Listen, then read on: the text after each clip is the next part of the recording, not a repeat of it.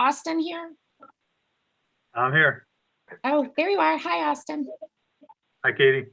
Okay, I'll let you guys take it away. Stacy, can you make that a little All right. larger? Katie, do you want me to start with the Garvin point so we could let John go, or does that That would sound be good to you, wonderful. John? He's probably sick of us, so yes. Yeah, Why don't we no, do that? I'm not sick of you. It doesn't matter. I'm here anyway, but that'd be fine. It's up to you. Yeah, go ahead. Let's start with that so we could get to the biggest one off the table anyway.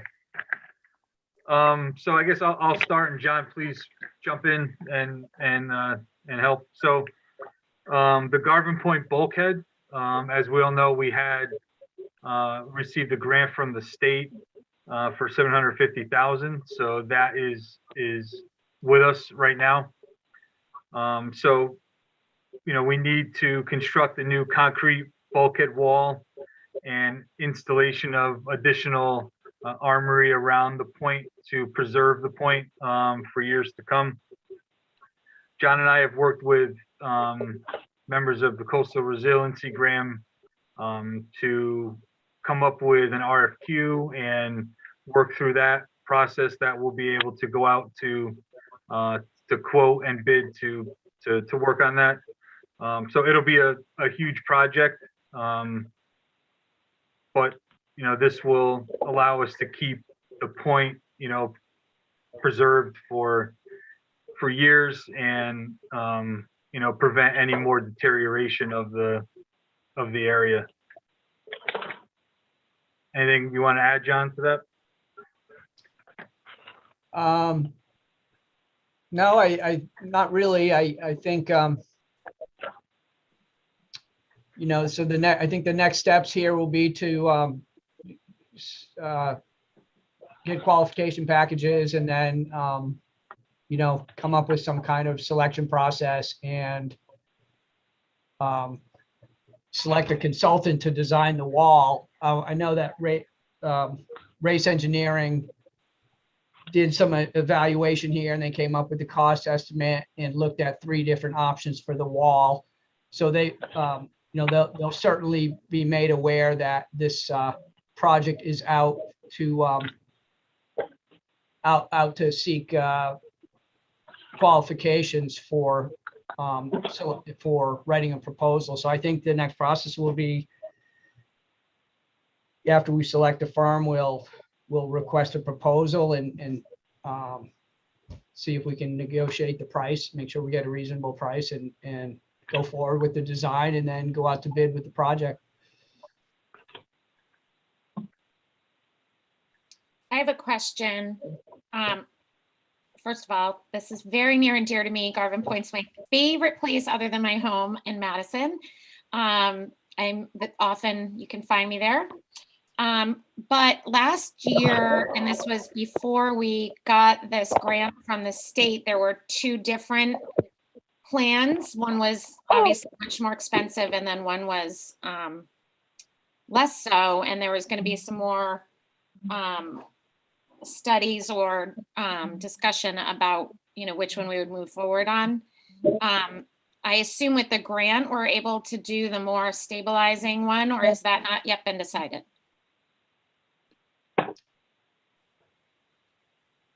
I believe that's I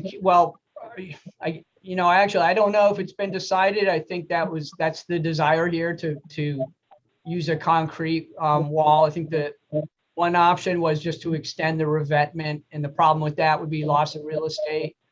Then the other option, which I believe is a cheaper option, would be a sheet pile wall, which is essentially what is there now. And the third option is the concrete seawall, concrete retaining wall, essentially, which would be consistent with the seawall that was replaced out in front of the main surf club building. I think that's the way. I think that's where the town is leaning towards, I guess, is picking that option of going with the concrete wall. There is the grant funding available. And I think we'll know more after we meet with consultants. We'll select qualified coastal engineers and discuss the project with them as part of the selection process. I think that'll help us decide what the most appropriate thing to do is. Those are kind of my thoughts on it. I think not losing real estate is a great option if we can afford it. Justin. Yes, for sure. Hi, Katie. Yeah, I just have I guess a related question, John or Austin. So if we're not certain of the cost yet, is the grant money, is that a fixed amount, or is it kind of tied to 50% of the cost? Like, could that go up or down based on what we ultimately figure out and bid out, meaning the grant money? I believe it's a fixed cost, Justin. And, through earlier research of the project, we're pretty confident, and meeting with Graham Curtis as well from Coastal Resiliency, who does this for a living, that the 1.5 will be, our magic number that we will be able to stay under. Okay, but if it comes in higher or lower, the 150 is still kind of a set number that we can, rely on. 750, yes. Sorry, yeah, just to support what Austin's saying, the 770, you had to put in a number and it's a fixed amount that we're getting. So if the project for some reason, once again, comes out more expensive than we originally estimated, we would only get 770 still, and the town would have to fund any increment over 1.5.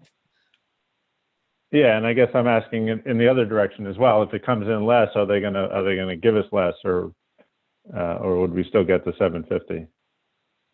No, I think we get the 770 period. But Okay. That's my understanding, but we haven't actually gotten the award letter. I don't think the details of the award letter. So we'll make sure that we'll double check that, but that's my understanding of how it works. I see Noreen's hand raised. Trying to be a good member and raise my hand now. Is this something we're planning on doing this year in 22, 23? Or will this just be the planning time? I would say, and I'll defer to John, but I think it's going to take us a year to plan for it. Okay, and then when you talk about John had said he thought we would be leaning toward the concrete wall. Is there a preference to knowing the strength of these walls? Is that ever a preference? Are they ranked at all? I think in terms of longevity, I think the concrete is the best solution. But I really would need to speak with the engineer about that to verify that. But I believe that's the case. Well, that would be worth knowing for sure. Such an important thing. But the other thing too is if it's more than a 1-year project, Peggy, I'm thinking out loud. If there's any opportunity for us to go back and ask the state for a second half of this, this project seems right up their alley with a lot of their grants. There's potential, I would think, just like we got several grants for the downtown. As we go on, maybe this is something we could put in for again and see if we can get the second half covered. I would think we could try to do that. I mean, this has been a project that's been on our list for at least 5 years. So, there's a lot of, resiliency money that's been earmarked, to your point. So we could try to do that. I just know that this has been kind of delayed because the price kept going up, and then it really, we kind of looked at it quite differently when they had the engineer look at it last year. And that's where I think the discussion about preserving Garvin Point was critical.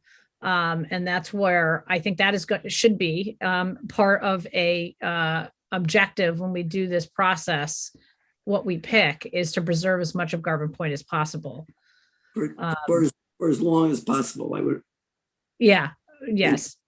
But I think All the right. original plan had talked about taking like 10 feet away from it. So it was quite, if we went down one of the choices that we had. So it was quite significant. And that's when we took our, step back and said, let's try to find a way to get the extra money to go down a path where we could preserve. All right, thank you.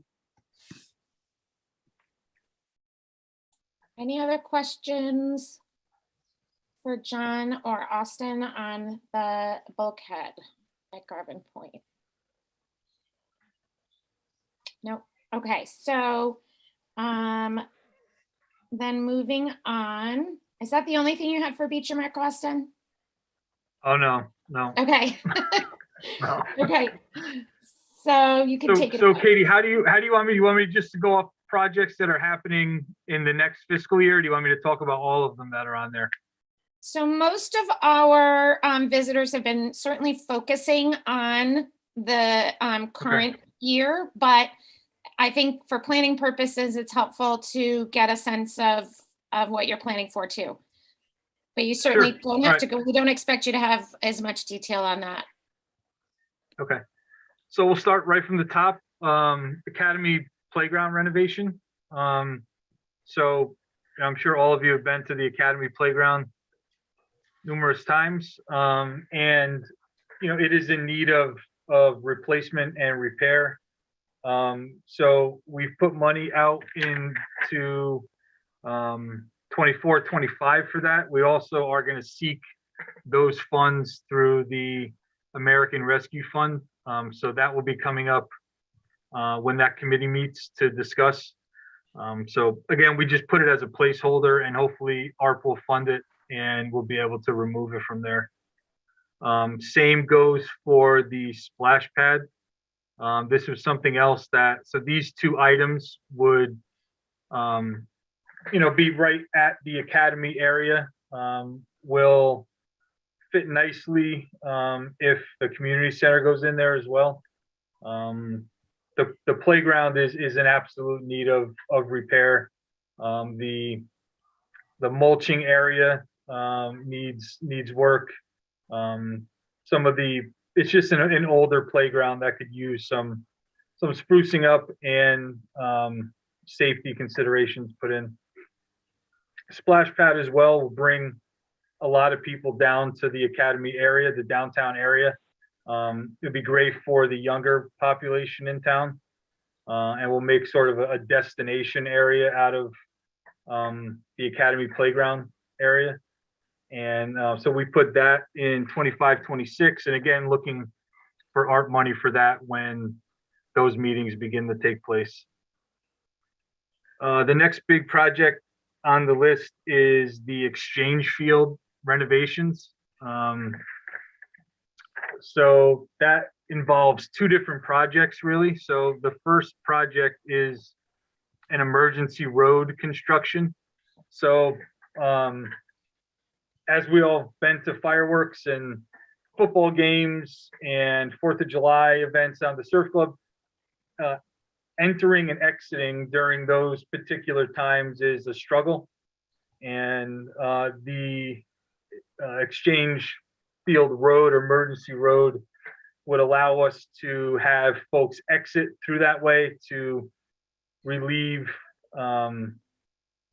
Surf Club Road and West Wharf Road during times of heavy traffic at the surf club. So we would be able to, have either people enter through Exchange Road or have two exits going out of Surf Club at times when there's big events going on down there.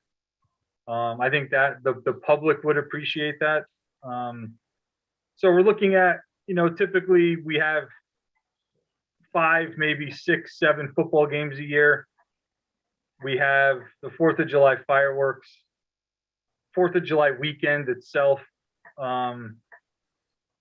Memorial Day, Labor Day. Those are really the big times where we get, a lot of people into the park, and exiting and entering become an issue. So we're looking at 10 times a year that this would be, a huge relief to attendees of the park. So there's two different ways that this could go down. We have two options really.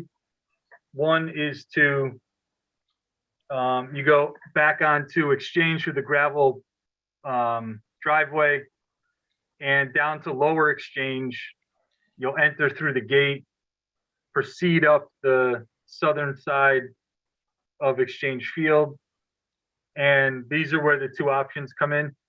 We can either take a right before we get to Longshore and continue up Exchange Field, exiting out into Lowry parking lot and then out onto Route 1. Or same way up the gravel, down onto Lower Exchange, exiting onto Longshore and following Longshore Road up all the way out onto Route 1.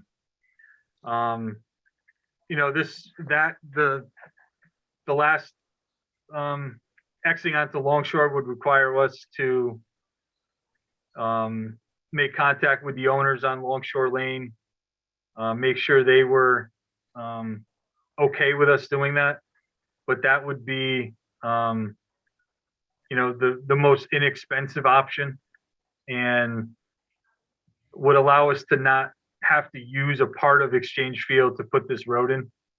The road's very important, but it's also important to keep as much of the fields as possible.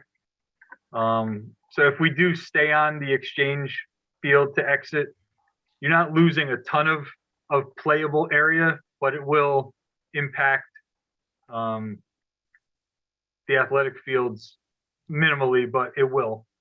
And then on top of the exit road is reseeding, leveling, putting irrigation in onto the fields and making it, you know, a true playing fields where we can have football games, youth football practices on there, soccer plays on there, and it really needs some TLC to get back to what it should be. It's not the best playing field that we have.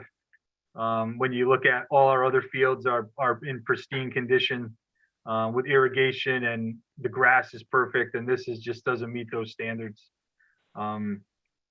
So irrigation is important, and you know all that the money, the 811,000 will allow us to do that.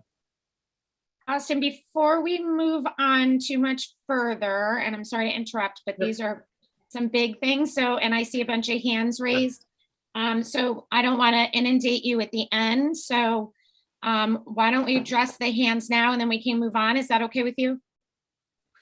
Perfect, yeah. Okay, so I saw Joan first and then Justin and Noreen. Is your hand up again, or is that an old hand? Go on, Joan, you're all set. So I just want to point out that this is not just a congestion issue, but it's also helpful from a emergency services standpoint, correct? This allows for another entrance in case there is an issue at the front entrance. If there is an emergency, this can be a much quicker way to get to the other side of the surf club or deeper into the surf club, correct?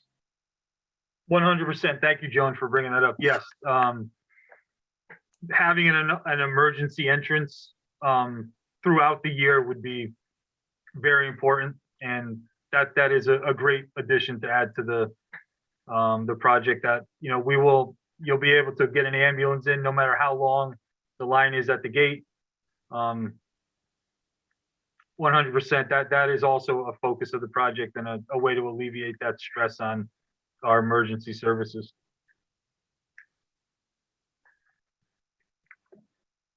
You have the floor, Justin. Thanks. Yeah, Austin, just as I'm listening, just something for you and John to think about, because I didn't think about using Longshore, because I thought last year that's really what we were trying to avoid, having to use Longshore. So if that's one of the options.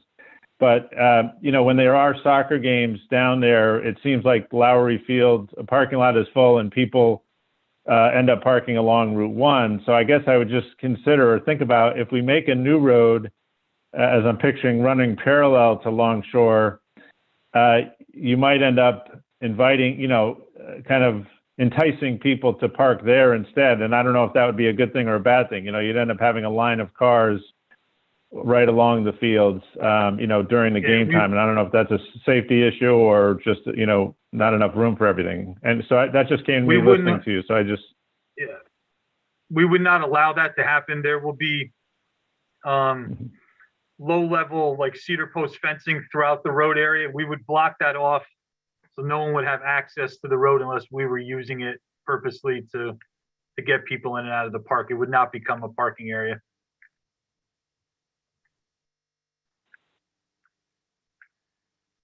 And then, Austin, the only question I had was about the playground at Academy, as well as a splash pad. So going back a tiny bit, Yep. I know the playground right now is a welcoming playground in terms of ADA accessibility. And I wondered if that was being considered in this new plan as well, and whether or not the splash pad would have that as a consideration as well. Yes, any project that I will oversee will have ADA as a requirement for planning. And you'll see once we get to the surf club playground as well, that will be incorporated in that. That's important to me and to the public, I think, is to allow anyone accessibility to any park or playground we have. So you'll see in a lot of the projects we have are ADA related, which I think is important for everybody. And yeah, we would not skip that part over in the planning process. Super, thank you. And I see Noreen's hand up. Yes, thank you. One more thing, and this is really for Stacy. I'm more used to the low cap, so CIP is new to me, but as far as the field and what we're trying to do there, have we been putting money into this line item every year? I saw last year we put in 27,500. Is there a balance here toward that 800,000? No, so this is all one fund, kind of like low cap was. So Sanary just replaced low cap, but instead of just maintenance projects, Sanary also includes new projects. So if you want to see a running balance, that would be on the bottom of the fund page on page 35 for all of these projects. But since we do have a goal of only putting new projects in year 5, so as we plan for these projects and they're coming up, we should have been funding them in the prior years and building that balance, knowing that these projects are coming up. Okay, Stacy, thank you. Now, why was last year showing for the fields 27,500? I believe that was planning money, Noreen, for this project. Okay, got it. Got it. All right, thank you. Yep. Thanks, Stacy. Okay, so as long as there's no questions on those items, splash pad, the academy, playground renovation, or the exchange field, emergency road, then I think you have the green light, Austin, to move on. Okay, so next on the list is the surf club park and building improvements. So currently we have 32,000 in CIP for planning. So that will be occurring. And in year 23-24, you'll see that shaded area. So we need to do an entire master plan at the surf club. I think it's too early to talk about the 23-24. It's going to require, part of that 32,000 is to come up with a master plan for the entire property, building, parking layout, turnarounds, the gate, surf club road. So there'll be a lot to discuss prior to 23-24. That's sort of where that stands. So the 32 grand we have in progress will be planning master plan for the entire property.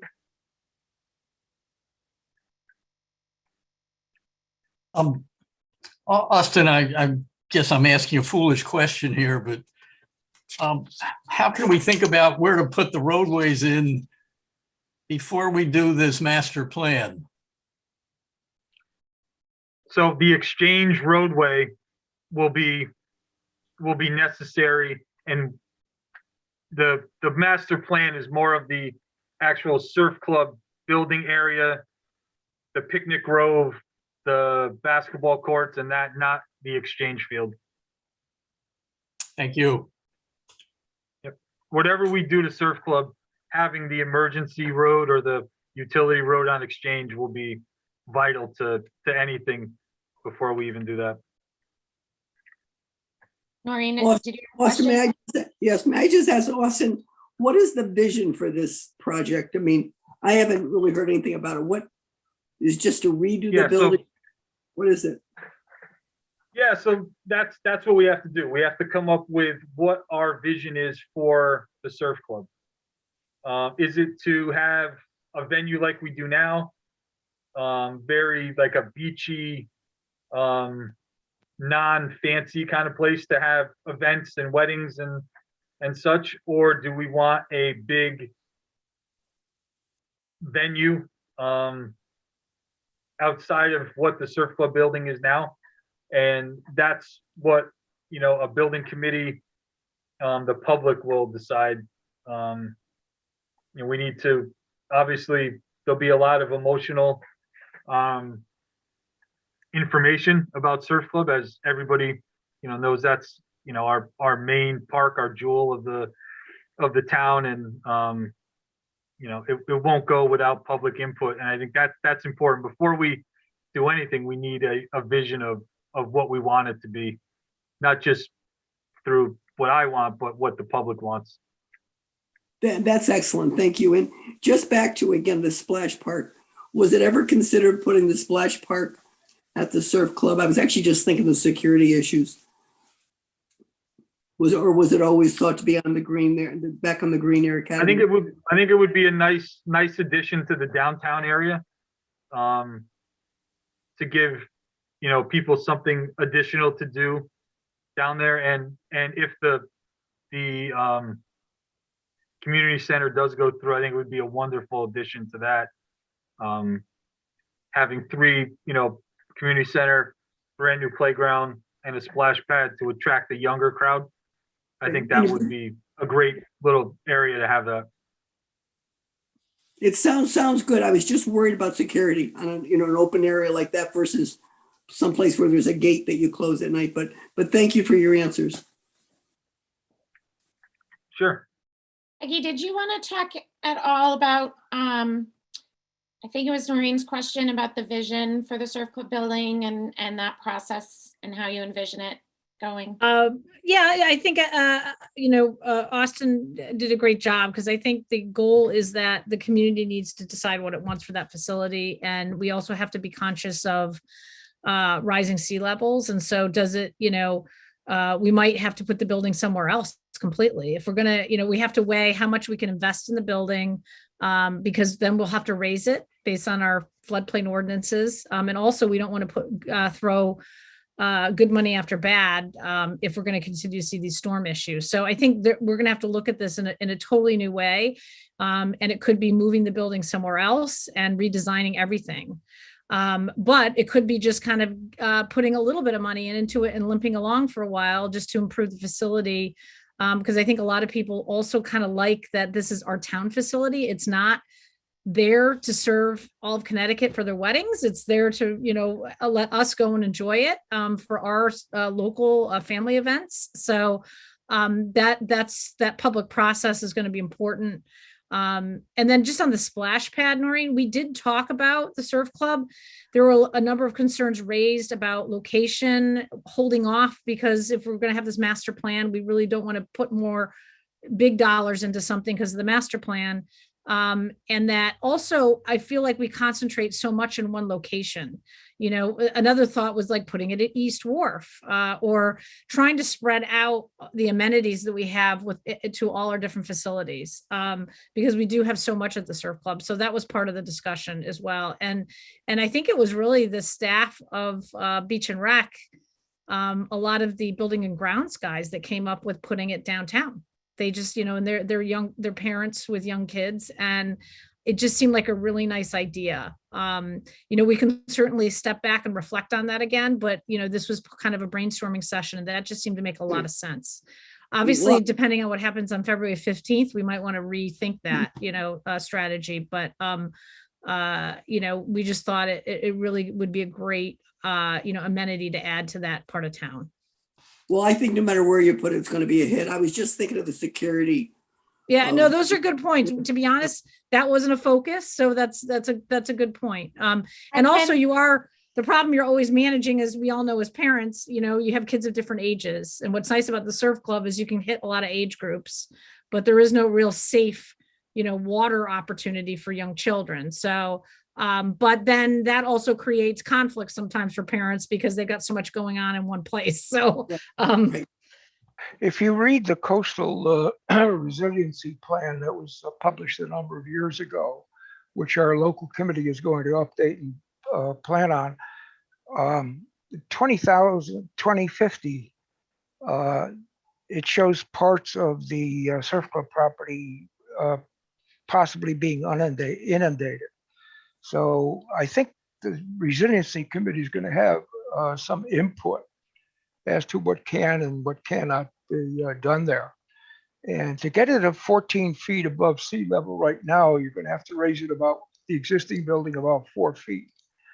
And by 2050, that will not be enough. So, it's one of those, you're devil if you do, devil if you don't. Probably the best bet is to move it back further towards the road and raise it there, because you won't have to raise it as much. The property line goes up. So not getting into too much detail, you're going to have to wait and see what coastal resiliency input is. And I would ask them to start working on it as soon as possible, because this thing is going to drag out for a long, long time. I live right next to the Hammonasset River, and I travel into Clinton a lot. And the parking lot at the marina, at the end of the road there, almost every king tide now, that parking lot has 6 to 12 inches of water in it. And we're having more and more king tides. So, that's just a sign to me. Years ago, that never happened. I don't want to say how old I am, but, I can remember that didn't happen because I used to go down there. So those things have to be kept in the back of everybody's minds when we're doing anything along the shore. And the other thing, going back a bit on the emergency road, we've looked at that 2 or 3 times, and there was controversy and threatened legal action by the owners of Longshore Lane at one time, that the town had no right to use that piece of property at all. And I don't know whether it was ever resolved or not. I think it was just dropped. And one of the proposals was that on our side of the property line to build a 10-foot wide gravel driveway. And it would be used strictly for emergency purposes. And that was 30, 40 years ago. And things have changed, so that may not apply. Thank you, Gus. I appreciate all of that. And Austin, if you ever get a moment, Trask Park in Old Saybrook is a park that there's nothing else there. It's just a field, and there is a small water park there. I used to take my kids there all the time when they were little. So it's a it is kind of the same setup that you're thinking of at Academy. Anyway, we'll move on unless there are other questions. Okay. What's next? All right, so next, Surf Club Playground. So again, like I talked about earlier with Academy, the Surf Club Playground, is in need of, so not only it's in need of repair and replacement, but just the environment that the playground sits in at Surf Club is harsh, from the wind and the sand and the salt water. Does a number on the nuts and bolts and the equipment. So, I think having a new playground that's made for the environment that it will sit in will be important. And also getting on a hardware replacement schedule, which will allow us to replace, sections of lag bolts and nuts every few years to prevent any kind of rusting or breaking, that would then lead to bigger projects. Just getting on a maintenance schedule is important for anything at the surf club, with the environment that it's in. So again, we'll be looking to go to American Rescue Funds for that, and that committee will be taking that up. But we did put it in year 5 as a new project. Any questions on that? Looks like no. So then next on the list is the surf club maintenance garage. So this is a bigger project, that involves DPW, emergency services, as well. So you've probably never been in the maintenance garage at the surf club, but you've definitely seen it, and you probably have not liked what you've seen. It is a big building, right smack in the middle of our beautiful park. And not only does it not look nice, but my guys who work there deal with some pretty harsh conditions inside the building. It's full of water. Whenever it rains, they're working on vehicles and equipment in puddles everywhere. Varmints galore in the building. So it's not a place that you'd want to work in, as a grounds guy. And so the 3 departments, myself, Sam, and John, are working on something else. I'm not sure if it's public yet, but that will be, going forward. You'll all be hearing about that. But it'll be important to, and if that does go through, having, getting rid of this sort of eyesore of a building, moving all of our vehicles. So not only does the building not look great, but we keep all of our vehicles in that area, and the vehicles are outside and get destroyed by the salt air.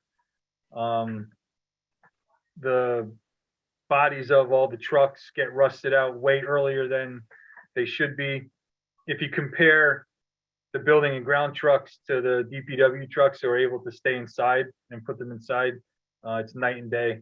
So that will extend the life of some of these vehicles as well, being able to store them inside. And just getting rid of all of that equipment and building out of the surf club will fall right into our master plan to make the park, beautiful, and, extend any programming and activities we can in that area. But again, 5 years down the road. And if we move down the list, we have the dog park at Salt Meadow. So you'll see $40,000 in 25-26 for that. But Board of Selectmen, Board of Finance have approved. We took money for fencing that was left over in Salt Meadow, and we will have enough to build the dog park without having to use that $40,000. So that's something that can be removed from CIP. So we could save that $40,000, and we'll be going to planning and zoning, hopefully in the next few months, to get that approved by them and start construction late spring, early summer on that. Austin, I know that there was some private funding for the dog park at one point. Is that money still in play? Yes, it wasn't much though. There was, when Beach and Rec sold the paws in the office there. I'm not sure exactly how much is there, but it's a very minimal amount of money. So then next on the list is the town campus tennis courts. So if you've been down to the tennis courts lately, you'll see that the cracking in the on the courts is getting worse. So we are gonna spend some money this year on patching that. And then we will get, and then in 23-24, you'll see a shaded area. There was, I believe, money put in there and then removed in that time frame. So we're gonna see if we can, get the patchwork done to extend the life a few years. And then the idea would be to add an additional court, lighting. We'll extend the playtime, allow more people to participate. And with the explosion of pickleball in Madison, you could add 100 pickleball courts and there would not be enough pickleball courts in Madison. So when we say tennis courts, I think we should start including pickleball in the mix when we talk about that. So lining will be done to allow for one additional tennis court, plus it'll be able to have all the pickleball we want when we're not able to play inside, when we are be able to play outside. And then I think adding lights would just be a win for the public. In the fall when it's beautiful out, the sun goes down at 6, that's it. Then you can't play tennis anymore. But having lights there, it really doesn't take any electricity at all, really, to have the lighting that would be necessary to light the tennis courts. But it would be a big win for anybody who plays pickleball or tennis. Being able to just extend the year. It's beautiful in the fall and early spring, to be able to do that outside at that time would be important for the folks that do that, and there's a lot of them. Well, it extends the life of your programming too, I would imagine. Absolutely, yeah. Yep. And then my other question about that, and this is more of a funding issue, the $5,000 that's in progress, is that for the patching? That would be planning money for Okay. For the rest of these things we discussed, because I don't see anything else on our. No, I think you're looking down the one below that, the maintenance garage. Nope, I was looking at, Yeah, this was for planning money on the actual form, on the Okay. schedule of Gotcha. all of the projects. All we do is show the prior year, Katie, so it was probably the year before that the 5,000 went in there. okay, but then from 22 to 27, I don't see anything except a gray box. And It's grayed out in 23, 24 while we're trying to figure out our plan and the costs. Gotcha, so similar to the surf club building. Yes. Okay, Noreen. I just have a question about the safety with the tennis courts with the cracking.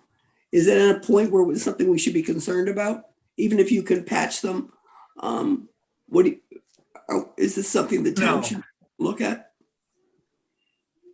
So I think we've had companies come and look at it and agree that we could get away with patching it for now until we're ready to do the major project there. Okay. There's cracking, there's heaving, there's ways to fix that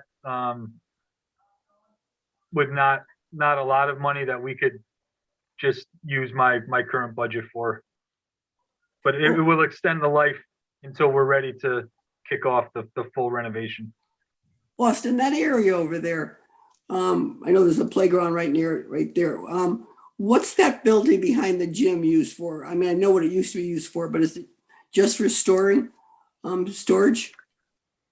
Yeah, so we store all of our seed, our fertilizer, our equipment some equipment gets stored there as well. The equipment we use to Okay. or do snow removal at the surf club is kept in there. We do some light construction projects inside there during the winter. That building that's coming up on the list here too, I believe. Okay. As we get farther down. It sounds like it's necessary. Thank you. Yep. Yeah, so the next, as Noreen said, the next thing on the list is the maintenance garage. So So that 5,000 next year is planning money. And then, so that will include insulation, garage doors, that the door that you see on the exterior of the building, roofing. It's, so again, similar to the maintenance garage at the surf club, this building as well has seen its use, and water gets in there, and it's not conducive to maintaining vehicles and doing projects in there. So, you know, remediating the flooding, roof, insulation, are all things that will be included in the next, so 23, 24 through 25, 26.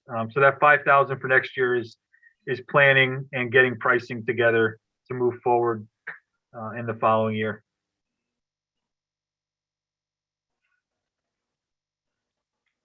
Any questions on those two town campus projects? Okay. And So then, now we're moving to Bauer. I guess I'll skip over, Billy, do you want me to skip, or Katie, you want me to skip over the town campus gym that Billy is doing, or do you want him to jump in now if he's still here? Billy, do you have a preference? No preference. Okay, why don't you No just keep preference. going, Austin? All right, we'll keep going. So I'll jump down to, are we at the Bauer Park? Where are we here? Yes, So the that's Bauer next Park on my Barn, list. that's next, okay. So Bauer Park Barn, so this will include coming up with some ADA compliancy issues. So this was part of the study, the facility study that was done.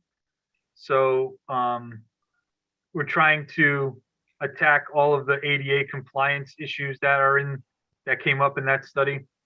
So we have some lighting, some mechanical, cleaning the outside of the building, and then hazardous waste removal. There's bats in the Bauer Barn, and removing the bat dung, for lack of a better word. There's a real term for bat species that I just, it's escaping me right now, but remediating that and allowing, you know, ADA compliant ramps to get into the building. You know, will allow programs to safely take place inside of the barn, allow access to everyone who needs to use it. We store hay in the barn for the Bauer Park Festival. We store our tractors in the barn. And, you know, we just want to make sure that all the accessibility needs are met and the barn is kept, you know, looking like it should on town property, and goes with the renovations that we're talking about in the next few areas with the classroom and the house. Austin, how is the barn currently being used? So we store hay in there. We store our tractor in there. And that's really it, because it's not accessible. There's no lighting. This project will allow us to use it as classroom space, to keep the hay dry in the winter and spring when we get a lot of rain and snow, and to keep the tractor in good condition so we can use it and continue to store it there. Thank you. You got it. And then next on the list is the Bauer classroom. Again, was part of the facility study. So ADA upgrades, electrical, mechanical, some interior repairs and improvements, painting and patching of the walls, repaving and striping the driveway for parking, making some of the counter space and sinks handicap accessible. You know, I think, as Katie said before, we should keep ADA compliancy at the forefront when we're doing any project. So when we had the DRA study results come back, and when I started in July, Billy was kind enough to go over all those with me and meet with Colliers to come up with a plan and some dollars that helped us come up with the CIP plan here. So thanks for Billy for helping me do that.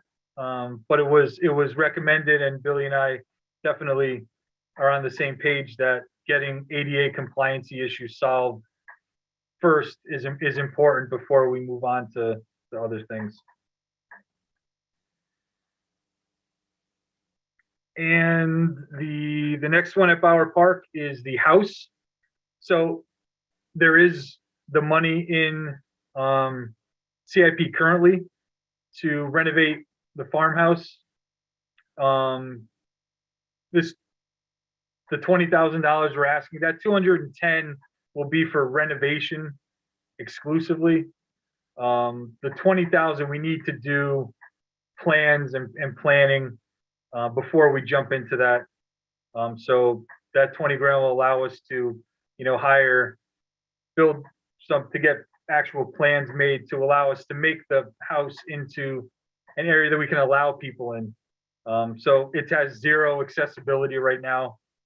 The plan for, the restoration of the house will be siding improvements, insulation, new HVAC, electrical work, and we'll all preserve the structure because it is on the state's historic registry now, which is a great win for the town to have that building be on that registry. But we want to allow people inside to enjoy the farm equipment that's in there and the small museum that's set up, to be able to use it for meeting space and classroom space, in addition to the actual classroom that's on property. Just getting the public inside that building will be such a cool thing for us to have. But we can't do that unless it's a lot of things are done to the building, to the home itself. So this will allow us to do that, and we'll complete what'll be like a 3-part project: the house, the barn, the classroom. Will all fit in really nicely with the park. So yeah, that's that. That's great. I think that wraps up our, and now we're moving to another one of my favorite places, East Wharf. Yes, so East Wharf bathrooms. So if you know anyone or you yourselves walk down the East Wharf area, you know that we close the bathrooms in like the first week of November to winterize them. And then we bring porta johns in, and nobody likes that. So adding a new bathroom facility that's waterless will allow us to keep the bathrooms open year round, because there'll be no need to winterize, which would, I think, make, thousands of people who walk the East Wharf area daily, 365 days a year, extremely happy. And we will, so you'll see that we put the money in for that, but we will be going to the American Rescue Fund Committee to ask for that to come out of there.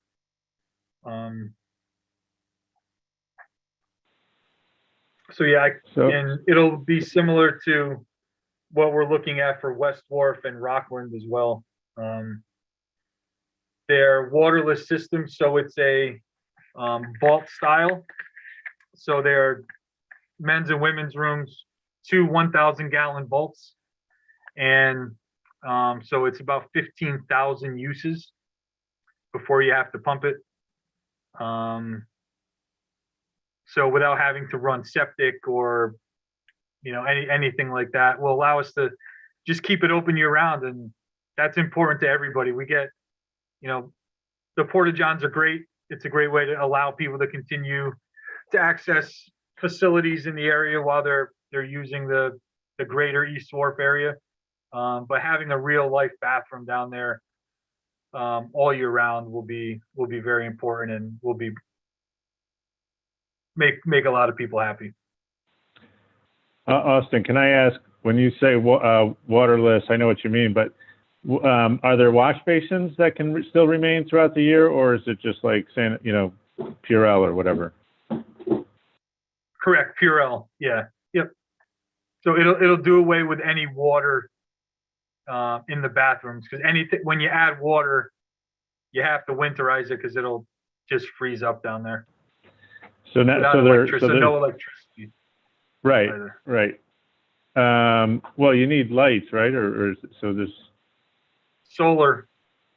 Okay. There'll be very small solar panels on the roof that will Okay. power any kind of emergency lighting we need there. Okay. Okay. So it's waterless it's Purell all year round as well. Like now, at least it's water during the warm months, but now it's okay. Got it. Thank you. Yep. You got it. And then I guess if we move down the list to West Wharf dock system. So you'll see we have 10,000 in this year's CIP for planning and the 80,000 for next year. So the project consists of bringing the dock system all the way to the parking lot. Because right now, if fire pulls up with a victim on the boat, you're going in the water to bring the person out. So this will extend the dock to allow our ambulance crew to go right out onto the boat with a stretcher and bring the person out right into the ambulance and be able to leave as quickly as possible. So, allowing easier access for our emergency services, which will help them in their rescue time, is important, and allow them to, easily access the boat in emergencies faster and safer. That's what this project entails. So it's a floating dock system, so it's not fixed. It floats, goes up and down with the tide, just as the docking for the boat does right now. So it'll match up with that area, so there'll be no change in layout at all. And if I remember correctly from last year, it doesn't stay in year round, or am I wrong about that? That I'm not sure, Katie. I think the boat definitely doesn't stay in all year long. So unless it wouldn't have to. I know the boat is able to do cold water rescue, and they're able to go out and have, if they need to, they do get the boat in the water. That would have to be something we'd have to discuss with the host company and ambulance to see what they would want to do with that.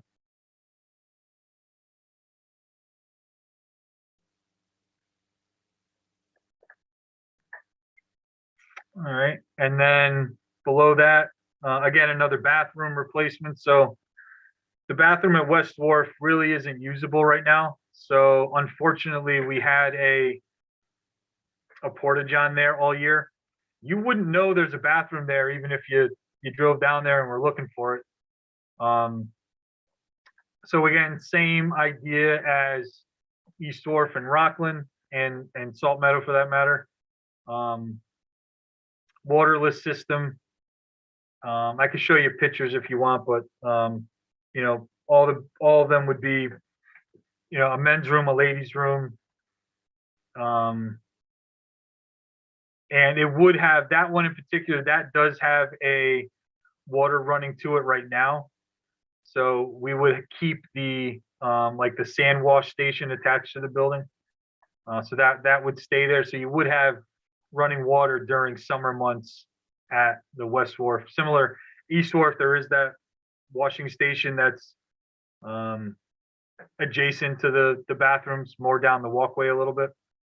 But this one's attached to the bathrooms. We would keep that there and then just winterize that portion of the building in the winter. But again, going through American Rescue Fund for that, hopefully, so we won't have to fund it through CIP. Okay, thank And you. then last but not least is the Rockland Preserve again, bathroom. So this would go up at the Route 79 entrance where we have our mountain bike pump track, and parking area and trailhead. If you've driven by the Route 79 lot on any weekend, pretty much any time of year, you'll see it's jammed with people. And not only the pump track and the hiking trails, but we have the beautiful Rockland playground is there now, and it gets a ton of use. And you know, the thing about these waterless systems is you're digging a vault, and you know, it's called Rockland Preserve for a reason. We're on a lot of rocks up there, so that'll be something we'll take into consideration when burying the vault system there. But the park gets so much use now with the playground and the pump track that having a bathroom facility rather than having porta johns year round just makes a lot of sense.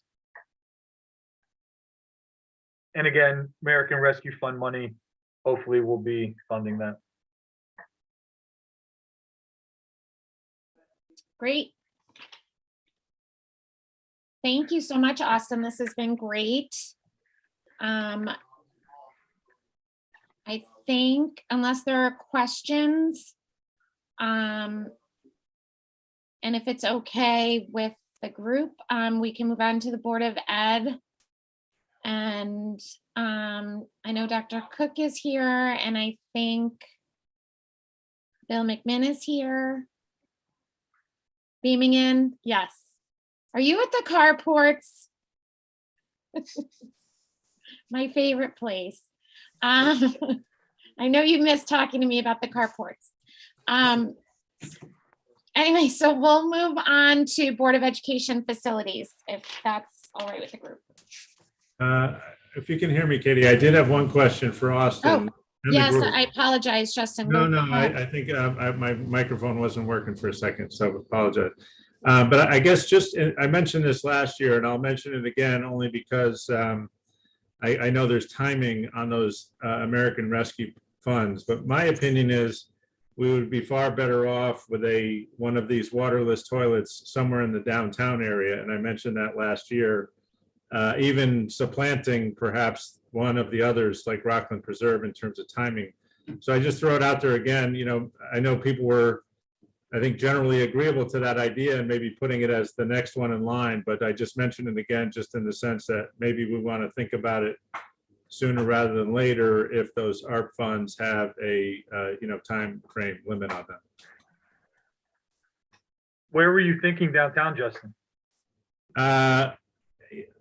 Someone had mentioned, I think it was Gus actually last year, anywhere, maybe that, what is it, that pavilion behind the town, like at the other end of the alley on your way to Stop and Shop. That, I think that was somewhere that might have been considered possible. But I mean, again, that's my personal preference. I just think, honestly, that's probably far more valuable than having one at Rockland Preserve. But, maybe that's a question for our EDC or for the Chamber of Commerce to weigh in. I know the library is willing to, to have their bathrooms be used, but I just don't think that's really convenient or conducive, especially to people who are not from, out of towners who are not familiar, wouldn't necessarily know where to go. So that's probably not what the purpose of these early meetings are for, to get into but I just want to throw it out there because I know ARP funds, do have time limits. Joan? Yeah, so I'm going to respectfully disagree again this year with Justin. Stop and Shop actually has public restrooms. There's public restrooms at Cumberland Farms. And now the library. I think there's quite a few now downtown. And Rockland Preserve, as Austin said, if you drive by there anytime, any weekend, it is packed. And there's a lot of kids there. And for people who have little children and need to have a bathroom facility, it really will make that much more friendly. And also, it is one of the top rated in the country as far as bike, I forget what they call mountain bike area. So it is used and it's well known. And I think that having a bathroom there is fairly critical. Especially now with the playground there. I think you're gonna have younger kids there, and you never know when the moment strikes.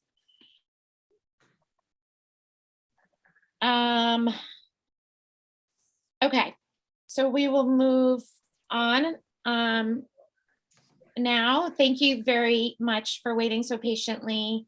To everybody else, Austin, thank you so much for your time and attention tonight. All really, really Thanks, Keith. exciting things. Agreed. Thanks, everybody. Thank you. Okay, without further ado, we'll move forward to the Board of Ed Facilities. Thank you for being here. And I'm just going to let you jump right in. Okay, I know Bill is going to lead us through tonight. I'm here to try and answer any questions as well. Thank you. And I know Stacy offered to put up our school 10-year plan. I think in the book, we just have the summary. If you'd like, Stacy would be happy to put up the plan and we could go through each project that we're proposing. Are you interested in going to that kind of detail like you did with Austin?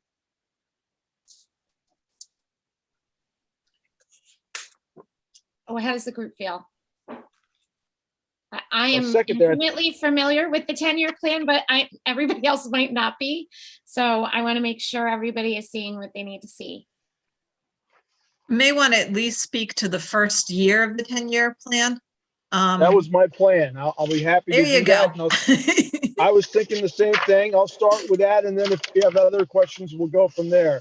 So the first year, and the first item is our security item. We've been putting that in for, I want to say, the last 3 or 4 years. It used to be 50,000. I think we got it up to 75 now. And it's just for security issues that we improve every year. We spend more money on security. I think it's an item that I don't think we need to talk too much about, but it's something that is very important. The next item that I have for this year is at the high school. It's the stage lighting. Last year, we successfully updated the sound system on a team approach with all the users, and we're doing the same with the lighting. So that will increase the lighting. That's a very active facility. It's used all the time.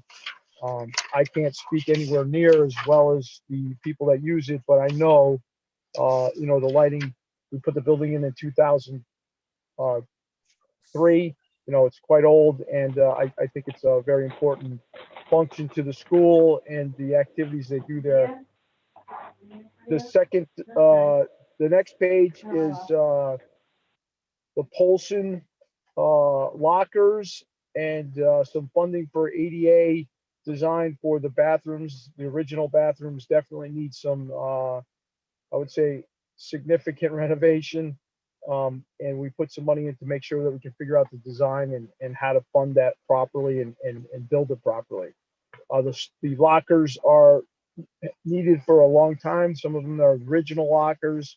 They difficultly struggle using them. So fixing and replacing them has been on the docket, and that school is going to be and planned to be a 6 through 8 school. So I think that's a warranted addition. The next project is Brown School, the parking lot expansion. It's been on the plan for 4 years at least. And now we're just putting in the design numbers for it to finalize the plan and design so we could put it in the following year with the actual funding.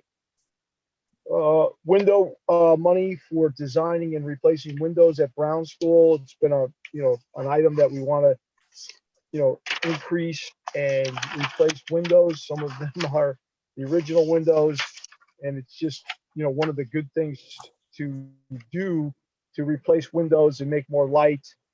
So that's just the design dollars. The final page is the athletic program. Improving the baseball field has been on the docket, and next year we're putting in the design numbers to finalize the plan.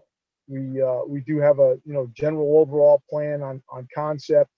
The former town engineer, Mike Ott, did an extensive design at one time too. It's been a project that's been talked about a lot. Adding lighting back there, it's an inner space. It's surrounded by town land. So I think adding, exterior lighting would have some impact, but I think minimal to any neighborhood. And I think that we also wanted to add lighting to make it a, more usable space. And the numbers that we have there are just for the design and engineering, so we can, complete the plans and then know that we have the funding and when we do have the funding, we can get the job done. So I went over that very quickly, and I just went over the first year. I know you've been doing this for a while. I'm happy to get into any details on any of them and then extend out to, the following years. We do a 10+ year plan.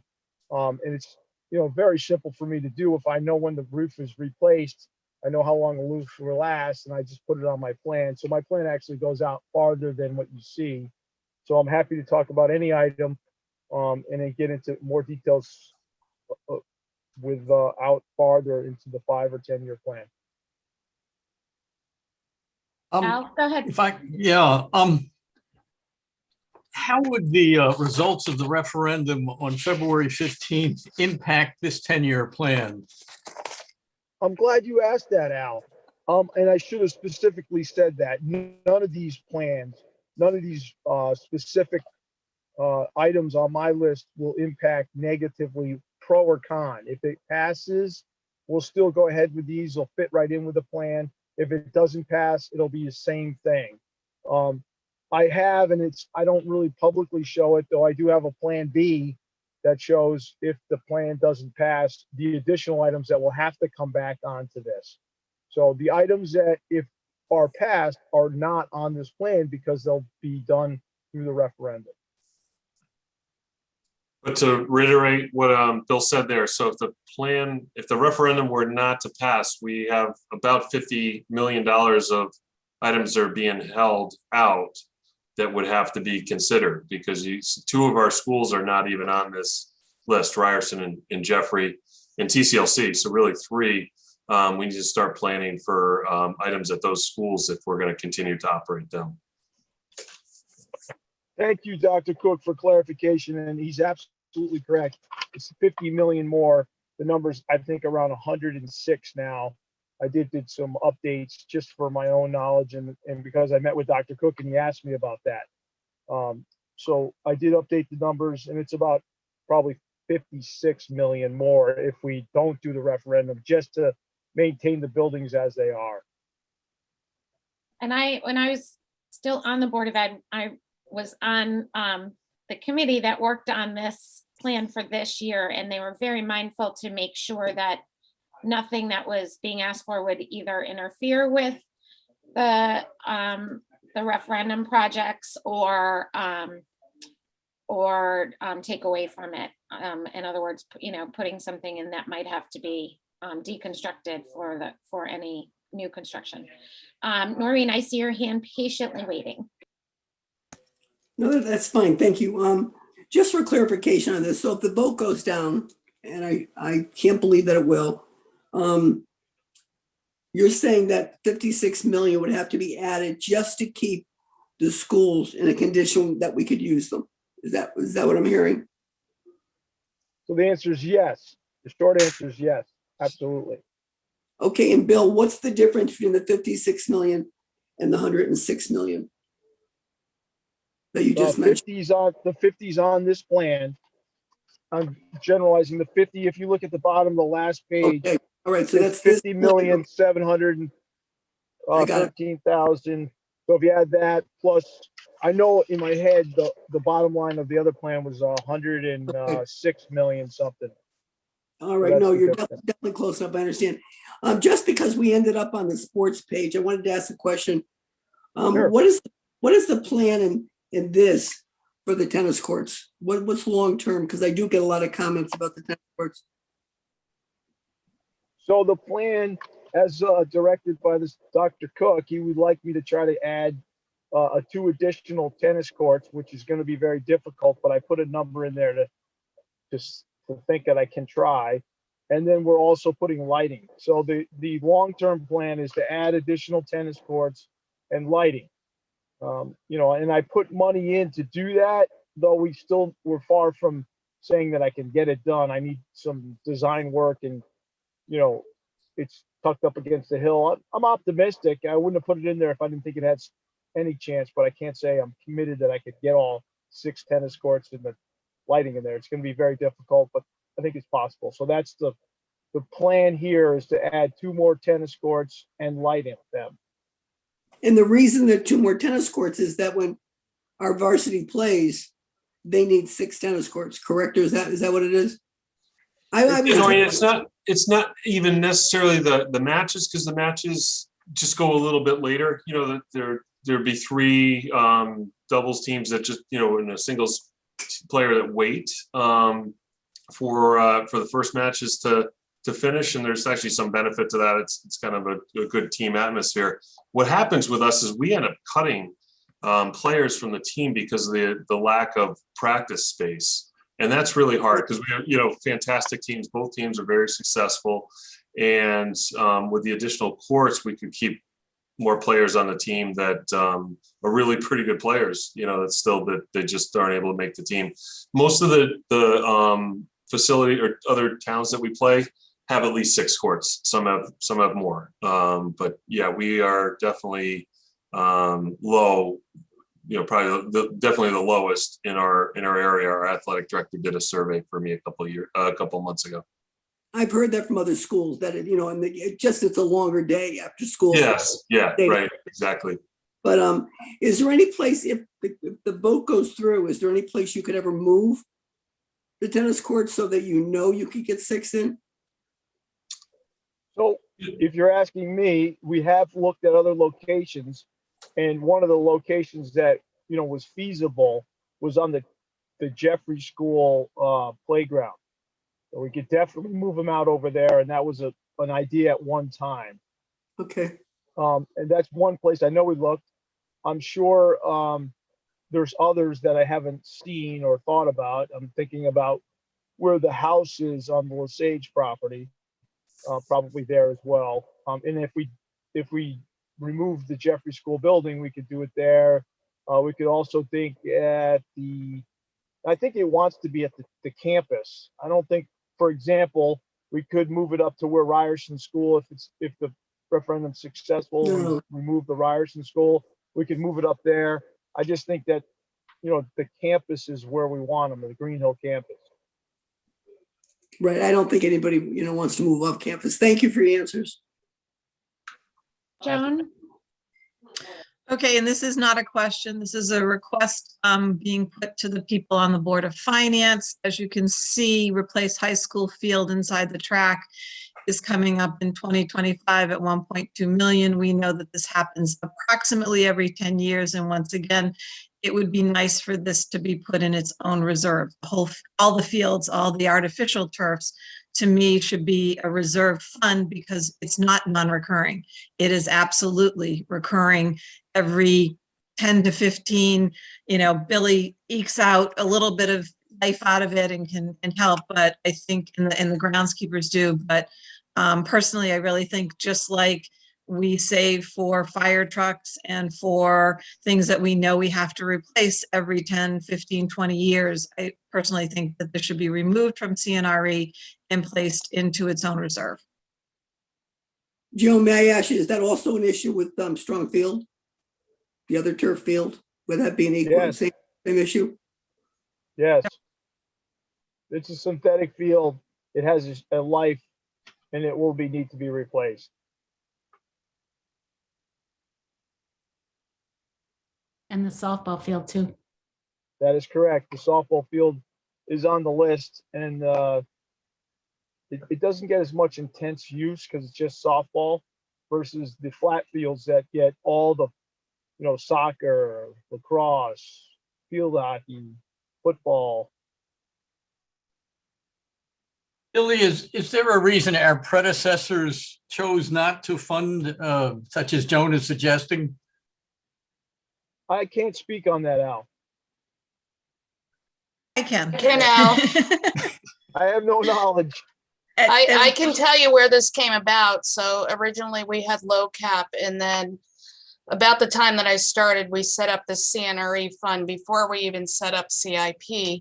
And this fund is actually capital and non-recurring fund. Yeah. And this is a common term amongst the whole governmental Finance Officers Association. So everybody uses this. We didn't create it.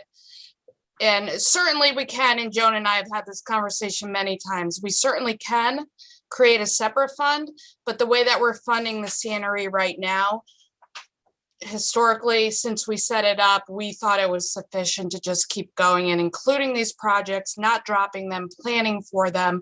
If we did pull it out, fine, we would probably just break out some of the funding from the CNRE and put it in a field fund. So it's a matter of preference.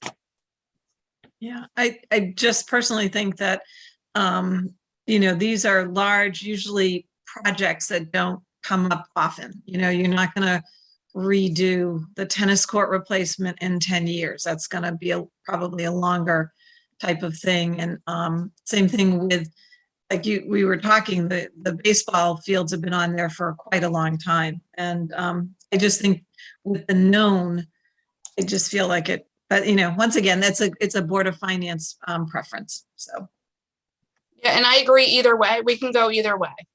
If they do decide to do that, that's totally fine with me as far as accounting purposes. It's just a matter of saving for these projects coming up on the horizon. Thank you, Stacy, for helping me on that one. Any other questions on the Board of Ed projects? Dr. Cook, you get to go home. All right, thank you. Good to Nice see night. you. Take care. Good to You see you well. too. All right, Billy, you're almost off the hook. Yeah, no problem. Happy to talk about the town projects. Would you like me to jump right in? Please do. So you'll see a lot of new items on this. That is because of the study that we completed a year ago, February 2021. We analyzed and did a condition assessment of all the town facilities. And that report came back and actually helped me analyze and estimate dollar amounts. Significant, a lot of these are the ADA issues, and they just add up to a lot of money. And so I broke them out in projects and buildings and put them into the plan. These are, you could argue some of them are maintenance, but not the magnitude of the dollar amount makes it too expensive to, put into a maintenance program. I think you need to, put it into this capital plan and fund it appropriately and pick away at it as we can. Most of the stuff, and we could go line by line, but most of it's about designing and figuring out what we need to do to make it happen. So it's mostly planning this year, and then the next year, the real work will start. So that's the one you can look at the following years and see where the costs are. And there's quite a few of them, and at least 3 pages, and I'm happy to go through each one line by line and go through them and discuss them. It's the pleasure of the committee.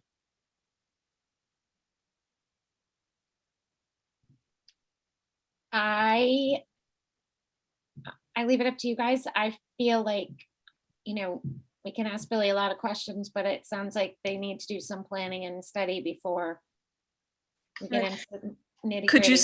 Could you speak a little bit to shifting the emergency shelter to Polson, because that is kind of a new thought. That's a big deal. Well, thank you. And thank you for picking that one out, because that is a big item. The committee, which I should have articulated a little better about that. We had a facilities committee that got together that did the study. And one of the issues they looked at was the shelters. And, we came back with, the shelter that we have is inadequate. It's at the town gym. I can go into the details of why it's not adequate, but I think if we all been around long enough, we know what the problems are there. And we decided to, hire a firm. We looked at all of our town facilities, what we had for shelters, and potential spaces. And then we came down to 3 areas: the high school, Polson, and Brown. The existing location is just not acceptable, and I could get into the details if you'd like, but I'm just going to generalize on that. We picked Polson because that's the best place for it. And the high school is definitely a great place, but it didn't meet all the criteria, and Brown as well. So the Polson came to the list, the top of the list, and that's where we think that the shelter should be. It has the best amenities, as in the facility size, the 2 gyms, cafeteria. It has locker rooms. So that's the general overview. If there's specifics about any one of the reasons why, or why the town campus isn't worthy anymore, I'm happy to get into the details because we spent a long time. I know Justin was part of the facilities committee too. He might want to jump in, but I'm happy to go into great detail in any one of those facilities and why we picked Brown, but I wanted to give you the overview first. Why we picked Polson, excuse me.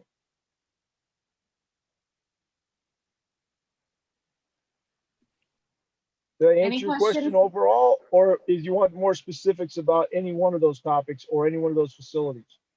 No, thank you. I just think that that's one thing that is the reason I'm bringing it up is just to have the public get an understanding of the shift. And I think it's a positive shift, quite frankly. You're right. So thank you. Yeah, the big positive is that it has 2 gymnasiums, an auditorium, a cafeteria, and locker rooms. And so it really is it's the best facility we have to house a shelter. And if need be, we could actually isolate the gymnasium if we had to just keep it in the gymnasium and separate it from the rest of the building if need be. But and then if we needed it to long term, we have all those space that we could get into the whole building. So, yep. So potentially if it happened during a school time, you could just shelter off that gymnasium and allow for certain things there. And then after hours have a better flow for people once the kids are out. And then, like you said, if it's in the summer, it's a lot easier or whatever, summertime. So But even, Joan, I can't imagine a disaster where we would need to shelter people overnight and kids would the be in school be school. open. Yeah, no, I get it. I do. Yep. Usually it's okay. The electricity's down everywhere, guys. So here it is. And having worked in disaster relief, I can tell you that having a cafeteria there is I think, vitally important, and that is certainly not at town campus. And that generator would have enough power to generate the key facilities like the cafeteria and the gym and different areas. The generator we're planning is 100% generation. Oh, wow. Cool. Okay. Thank you. Yeah. And it might be only 90%, but it's significant. It's supposed to take care of the whole facility so we could use the facility in its entirety. Great. And that's the majority of the cost. So that's great. Thank you. Any other questions for Mr. McMinn?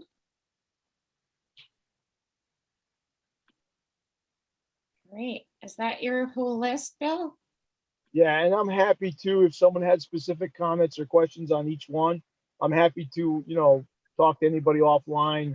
There's just so many of them. I think that going through each one might be a little cumbersome, but I'm actually happy to talk to anybody about any one of these.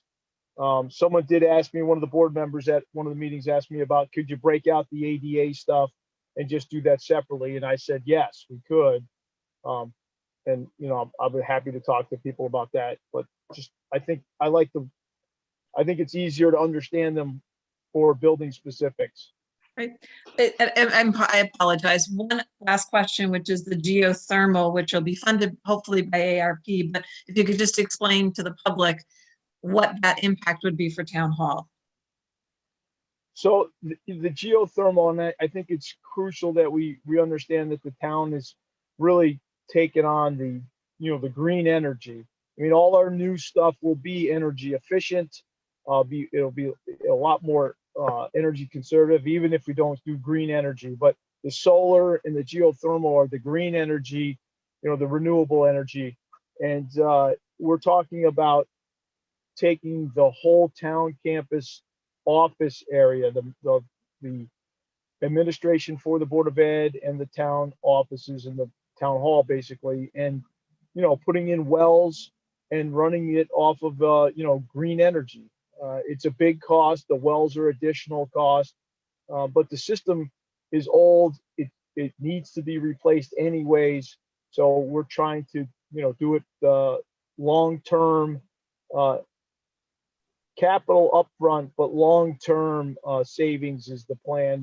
Use renewable energy is a longer-term savings. The piping and the pumps, the system should last 50 years. Of course, you're gonna have to replace the pumps that move the water, but the system is supposed to be last 50 years. That's that's what they're saying. It should be last that long. Great. And hopefully not as much rock and ledge there. Well, it's really not the same. We're talking about drilling wells and then pumping the water out of in a loop system, so that it won't that won't be an issue. Great.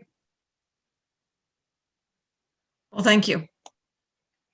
Happy to talk about facilities anytime. Noreen, I just want to make sure that that is not a current hand raise. Okay. Awesome. I don't want to forget anybody. Are there any other questions from anybody? A lot of information. And so if there are things that people come up with, we can certainly have people back and follow up with that. Stacy, am I missing anything? I'm hungry, so I'm not thinking on all cylinders right now. I'm a little hangry. Anybody? Well, thank you for your time, and it was a pleasure meeting with you guys. Good to see you, Bill. Thank you. Okay, so we will move on. Is there any member of the public that would like to speak? I don't see anybody, Cease. Am I Nope. right? Nope. Okay. You're right. So can I have a motion for dinner? Yeah. Thank you. I saw that, Noreen. Thank you. And Al, you're going to second me? All right, we're adjourned. Thank you all. Good night. Have a